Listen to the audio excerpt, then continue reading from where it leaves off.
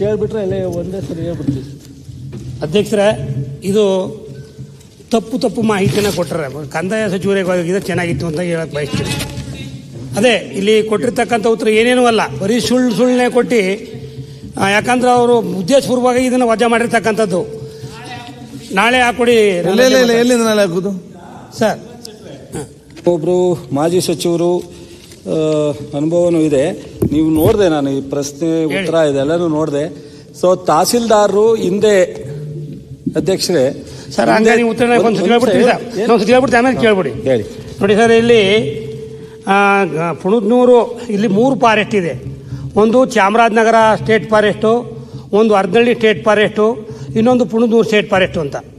ಒಟ್ಟಾರೆ ಆ ಫಾರೆಸ್ಟ್ನಲ್ಲಿ 5496 ಎಕರೆ ಜಮೀನು ಇರ್ತದೆ. ಅದರಲ್ಲಿ ಈ ಪುಣದ್ನೂರು ಸ್ಟೇಟ್ ಫಾರೆಸ್ಟ್ಗೆ 170 ಎಕರೆ ಜಮೀನು ಇದು ಫಾರೆಸ್ಟಿಂದನೂ ಬಿಡುಗಡೆಯಾಗಿದೆ ಮತ್ತು ಕಂದಾಯ ಇಲಾಖೆ ನಕಾಸೆಯಾಗಿದೆ. ಎಲ್ಲ ಆಗಿ ಸುಮಾರು ಇದರಲ್ಲಿ ಇಲ್ಲಿ ಉತ್ತರ ಏನು ಕೊಟ್ಟರೆ ಕೊನೆಯಲ್ಲಿ ಅಂದರೆ ಒಬ್ರಿಗೂ ಕೊಟ್ಟಿಲ್ಲ, ಇವ್ರು 3 ಜನಕ್ಕೆ ಕೊಟ್ಟು ಹೊಡೆದಾಕಿ ಮೀನು ಹೇಳ್ತಾರೆ. ಆದರೆ ಇಲ್ಲಿ ಕೊಟ್ಟಿರ್ತಕ್ಕಂಥದ್ದು ನೋಡಿ, 50 ನಮೂನೆ 50ರಲ್ಲಿ 25 ಜನಕ್ಕೆ, 25ರಲ್ಲಿ 21 ಜನಕ್ಕೆ ಕೊಟ್ಟಿದೆ. ಅದು 4 ಅರ್ಜಿ ಆವಾಗಲೇ ನಾವೇ ವಜಾ ಮಾಡಿರೋದು.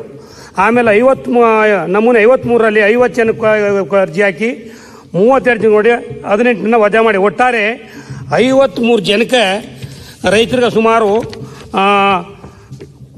130 ಎಕರೆ 12 ಗುಂಟೆ ಜಮೀನ ನಾವೇ ಕೊಟ್ಟಿದ್ದೀವಿ.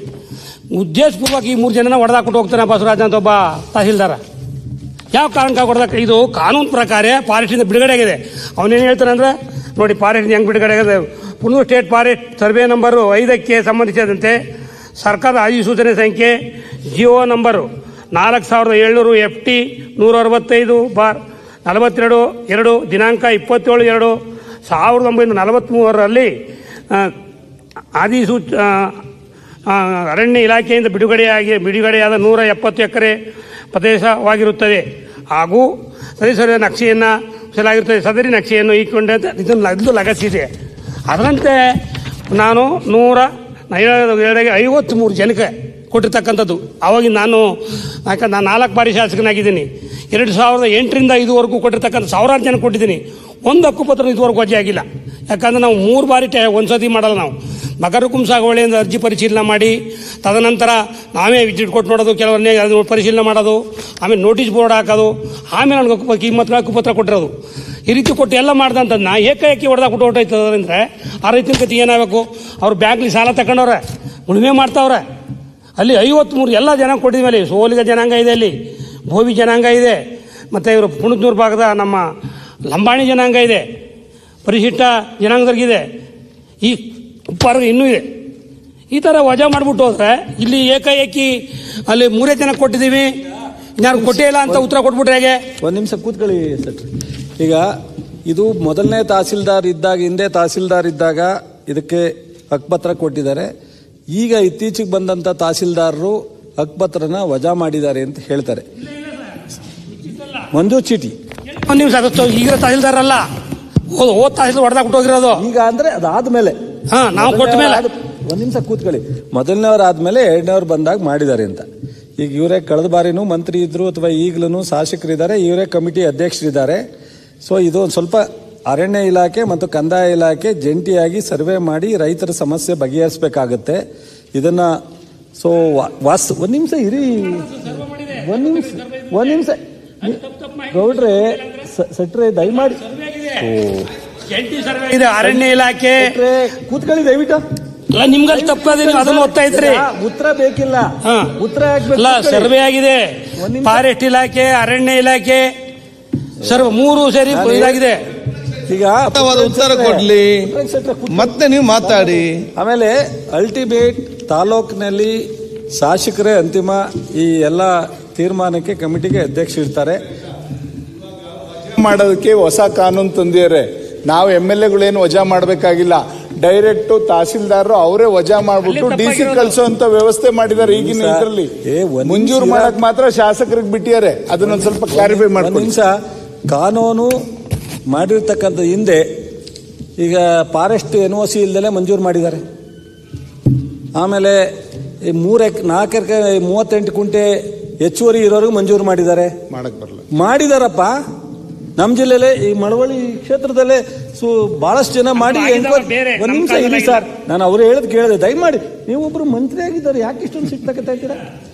ಈಗ ನಿಮ್ಮ ಸಮಸ್ಯೆನ ಬಗೆಹರಿಸಬೇಕು ಅಂತ ಅಂದ್ರೆ ಏನಿಲ್ಲ, ಅವರು ಜಿಲ್ಲಾಧಿಕಾರಿಗಳ ಜೊತೆ, ಜಿಲ್ಲಾ ಉಸ್ತುವಾರಿ ಜೊತೆ ಕೂತ್ಕೊಂಡು ಅರಣ್ಯ ಇಲಾಖೆ, ಕಂದಾಯ ಇಲಾಖೆ, DC ಅವರು, ತಹಸೀಲ್ದಾರು, RFO ಇವ್ರ ಹತ್ರ ಕೂತ್ಕೊಂಡು ಒಂದು ಮೀಟಿಂಗ್ ಮಾಡಿಸಿ, ಜಾಯಿಂಟ್ ಸರ್ವೆ ಮಾಡಿಸಿ, ಅದನ್ನ ಏನಾದ್ರೂ ಸರ್ಕಾರದ ಹಂತದಲ್ಲಿ ನಮ್ಮ ಕಂದಾಯ ಇಲಾಖೆ ಸೆಕ್ರೆಟರಿ, ಕಂದಾಯ ಇಲಾಖೆ ಮಂತ್ರಿಗಳ ಏನಾದ್ರು ಇಂಟರ್ವ್ಯೂನ್ ಬೇಕು ಅಂತ ಅಂದ್ರೆ ಅದೇನು ದೊಡ್ಡ ವಿಚಾರ ಅಲ್ಲ.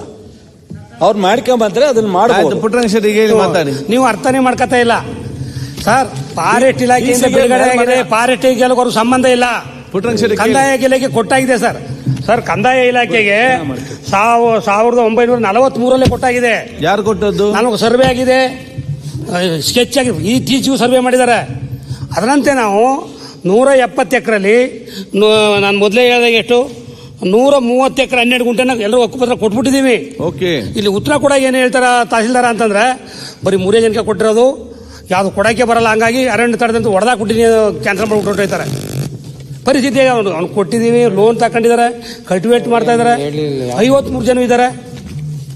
ಅವ್ರು ಬೇರೆ ಬೇರೆ ಇಲ್ಲಿ ಉತ್ತರ ಕೊಟ್ಟಿರೋದು ಸ್ಟೇಟ್ ಫಾರೆಸ್ಟ್ ಅಂತ ಒಂದಿದೆ, ಅದು ಅರ್ಧನಳ್ಳಿ ಸ್ಟೇಟ್ ಫಾರೆಸ್ಟ್ ಅಂತ, ಇನ್ನೊಂದು ಚಾಮರಾಜನಗರ ಸ್ಟೇಟ್ ಫಾರೆಸ್ಟ್ ಅಂತಿದೆ.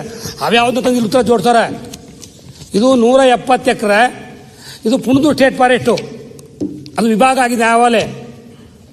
ಅದನ್ನು ಅದಕ್ಕೆ ಸರಿಯಾಗಿ ಉತ್ತರ ಕೊಡದೆ ಇವಾಗ ನಮ್ಮ ಮಂತ್ರಿಗಳು ಅರಣ್ಯ ಇಲಾಖೆ ಎಲ್ಲ ಕೂತ್ಕೊಂಡು ಮಾತಾಡಿ, ಅರಣ್ಯ ಇಲಾಖೆಗೂ ನಮ್ಗೆ ಸಂಬಂಧನೇ ಇಲ್ಲ. ಇದು ಕಂದಾಯ ಇಲಾಖೆ ಬಂದಾಗಿದೆ ಇದು ಆಲ್ರೆಡಿ. ಕೃಷ್ಣಮೂರ್ತಿ ಅವರಿಗೆ ಮೇಲ್ತಾ ಅಲ್ಲ, ಒಂದ್ ಸೆಕೆಂಡ್. ಮಾನ್ಯ ಅಧ್ಯಕ್ಷರೇ, ಇದು ಮಾನ್ಯ ಶಾಸಕರಾದಂಥ ಪುಟ್ಟರಂಗ ಶೆಟ್ಟಿ ಅವರೇನು ಪ್ರಸ್ತಾಪ ಮಾಡಿದ್ದಾರೆ.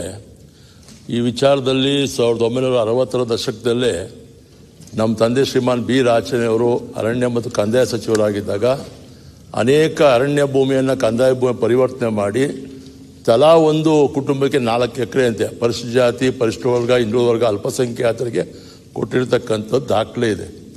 ಮಾನ್ಯ ಸಿದ್ದರಾಮಯ್ಯ ಸಾಹೇಬರು ರಿವ್ಯೂ ಬಂದಾಗ, ಮಾನ್ಯ ಕೃಷ್ಣ ಬೈರೇಗೌಡರು ರಿವ್ಯೂ ಬಂದಾಗ ಅನೇಕರು ಕೊಟ್ಟಂಥ ಸಾಗುವಳಿದಾರರಿಗೆ ಬಸ್ ಫಿಕ್ಸ್ ಮಾಡಿಲ್ಲ.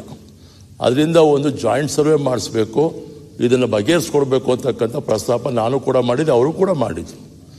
ಇಲ್ಲಿರ್ತಕ್ಕಂಥ ಸಮಸ್ಯೆ ಏನು ಅಂದರೆ ಅನೇಕರು ಇವತ್ತಿನ ದಿವಸ ಈ ಒಂದು ತೀರ್ಮಾನ ಏನು ಮಾಡಿದ್ದಾರೆ ಸಮಿತಿಯಲ್ಲಿ, ಆ ತೀರ್ಮಾನಕ್ಕೆ ಪ್ರಶ್ನೆ ಮಾಡಿದ್ದಾರೆ.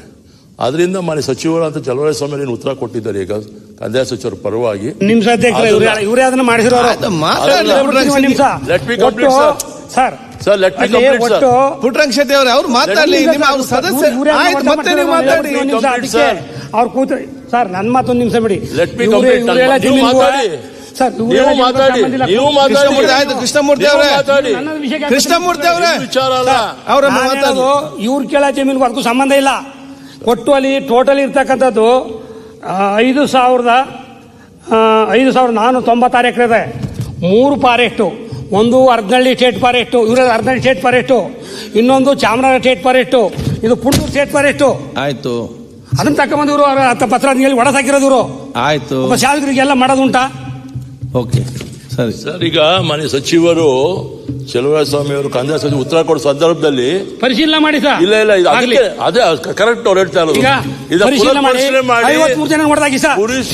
ಪರಿಶೀಲನೆ ಮಾಡಿ ಅನ್ಯಾಯದವ್ರಿಗೆ ನ್ಯಾಯ ದೊರಕಿಸ್ಕೊಡಿ ಸರ್. 5,000 ಎಕರೆ ಜಮೀನನ್ನ ಕೊಟ್ಟಿರ್ತಕ್ಕಂಥದ್ದು ಅರಣ್ಯ ಭೂಮಿ ಕಂದಾಯ ಭೂಮಿ ಪರಿವರ್ತನೆ ಮಾಡಿ ವಿತರಣೆ ಮಾಡಿರ್ತಕ್ಕಂಥ ಪ್ರದೇಶ. ಅದು ಕೇವಲ ಕೆಲವು ಕುಟುಂಬಕ್ಕಲ್ಲ, ಇಡೀ ಆ ಭಾಗದ ಎಲ್ಲ ಪರಿಶಿಷ್ಟ ಜಾತಿ, ಪರಿಶಿಷ್ಟ ವರ್ಗ, ಮಾಹಿತಿ ಇಲ್ಲ. ಅಷ್ಟೇ ನಂದು. ಅವ್ರಿಗೆ ಬಂದಿಲ್ಲ, ಅವ್ರಿಗೆ ಕೊಡ್ಲಿ ಸರ್. ಒಂದ್ ನಿಮಿಷ ಕಿಟ್ಟುಮೂರ್ತಾರೆ ಪರಿಶೀಲನೆ ಮಾಡಿ.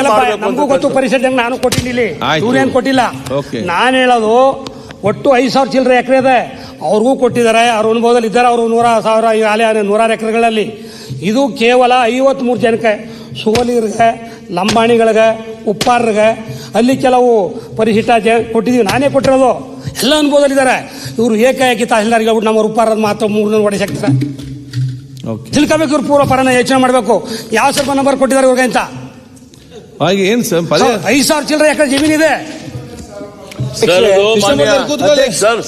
ಕಂದಾಯ ಸಚಿವರು ಒಂದು ನಿಮಿಷ ಸರ್, ಕೃಷ್ಣ ಬೈರೇಗೌಡ ಸರ್ ಅವರು ಮನೆ ಮುಖ್ಯಮಂತ್ರಿಗಳ ಆದೇಶದ ಮೇರೆಗೆ ಇವತ್ತು ಮತ್ತೆ ಡ್ರೋನ್ ಸರ್ವೆ ಮುಖಾಂತರ ರೀಸರ್ವೆ ಮಾಡ್ತಾರೆ ಎಂಟೈರ್ ಏನ್ 3 HD ಫಾರೆಸ್ಟ್ಗಳು ಹೇಳಿದ್ವಿ ಅದನ್ನ ಅಲ್ಲಲ್ಲ ನನಗೆ ವೈಯಕ್ತಿಕ ಅಲ್ಲ, ಇದೆಲ್ಲರೂ ಕೂಡ ನ್ಯಾಯಸಮ್ಮತ ಅಂತ ರೀತಿಯಲ್ಲಿ ಸರ್ವೆ ಮಾಡಿಸ್ತಾ ಇದ್ದಾರೆ. ರೀಸರ್ವೆ, ಆ ರೀಸರ್ವೆನಲ್ಲಿ ನ್ಯಾಯ ಸಿಕ್ಲಿ ಎಲ್ಲರಿಗೂ ಅಂತಕ್ಕಂಥದ್ದು ನನ್ನ ಪ್ರಶ್ನೆ. ಅಧ್ಯಕ್ಷರೇ, ಅಲ್ಲ ಇಲ್ಲಿ ಒಂದ್ ಸೆಕೆಂಡ್ ಮಂತ್ರಿಗಳೇ, ಈಗ ಅವ್ರಿಗೆ ಕನ್ಫ್ಯೂಸ್ ಏನಂತ ಹೇಳಿದ್ರೆ ನೋಡಿ ಈಗ ಸರ್ವೆ ಅರ್ಥ ಆಯ್ತು, ಸರಿ ಅರ್ಥ ಆಯ್ತು. ಈಗ ಮಂತ್ರಿ ಒಂದೇ ಮಾತಿನಲ್ಲಿ ಹೇಳ್ಬೇಕು ಅಂತ ಅಂದ್ರೆ 5,400 ಚಿಲ್ಲರೆ ಎಕರೆ ಬಹಳಷ್ಟು ರೈತರಿಗೆ ಇವರು ಹಕ್ಕುಪತ್ರ ಕೊಟ್ಟಿರ್ತಕ್ಕಂಥದ್ದನ್ನ ಅನ್ಯಾಯ ಆಗಿದೆ. ಒಂದು DC-ಗೆ ಅಪೀಲ್ ಹೋಗ್ಲಿಕ್ಕೆ ಅವಕಾಶ ಇದೆ, ಅದನ್ನ ವಜಾ ಮಾಡಿದ್ರು, ಅದನ್ನು ರೀಸ್ಟೋರ್ ಮಾಡಿ ಇವ್ರ ಕಮಿಟಿಗೆ ತರಲಿಕ್ಕೂ ಅವಕಾಶ ಇದೆ. ಅದೆಲ್ಲಕ್ಕಿಂತ ಮೀರಿ ನಾವು ಇಲ್ಲಿ ಇಲಾಖೆಯಿಂದಾನೇ ಅಧಿಕಾರಿಗಳನ್ನ ನಾನು ಕೃಷ್ಣ ಬೈರೇಗೌಡರು ರಿಕ್ವೆಸ್ಟ್ ಮಾಡ್ತೀನಿ, ಕಳಿಸಿ ಈ ಸಮಸ್ಯೆನ ಅವ್ರ ಉದ್ಯೋಗ ನನಗೂ ಅರ್ಥ ಆಗುತ್ತೆ, ಇಷ್ಟು ಜನಕ್ಕೆ ರೈತರು ಕೊಟ್ಟು ಒಂದೇ ಸಲ ನ್ಯಾಯ ಆದರೆ ಖಂಡಿತ ಇದು ಸರಿಪಡಿಸೋದಕ್ಕೆ ಮ್ಯಾಕ್ಸಿಮಮ್ ಪ್ರಯತ್ನ ಮಾಡಿ. ಓಕೆ, ಈಗ ಒಂದು ಪ್ರಕಟಣೆ ಇದೆ. ವಿಧಾನ ಪರಿಷತ್ತಿನ ಮಾನ್ಯ ಸಭಾಪತಿಯವರಿಂದ ಬಂದಿರುವ ಸಂದೇಶದಲ್ಲಿ ಕರ್ನಾಟಕ ವಿಧಾನ ಪರಿಷತ್ತಿನ ಕಾರ್ಯವಿಧಾನ ಹಾಗೂ ನಡವಳಿಕೆಯ ನಿಯಮ 118 ಮೇರೆಗೆ ಈ ಕೆಳಗಂಡ ವಿಧೇಯಕಗಳನ್ನು ದಿನಾಂಕ 12/3/2025